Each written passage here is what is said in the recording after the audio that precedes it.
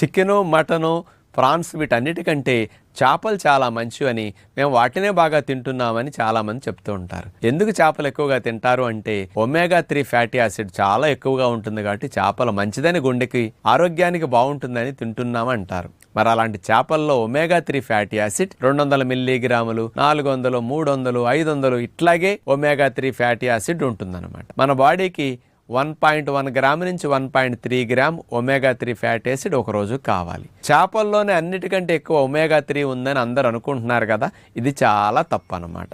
ఎంత తక్కువ అనేది మీకు తెలియాలి అంటే ఒమేగా 3 ఫ్యాటీ యాసిడ్ అనేది హెంప్ సీడ్స్, బాదం పప్పులు, అలాగే వాల్నట్స్, అవిసె గింజలు, ఫ్లాక్ సీడ్స్ వీటన్నిటిలో 8 గ్రాముల నుంచి 13 గ్రాముల మధ్యలో వీటన్నిటిలో ఉంటుందన్నమాట.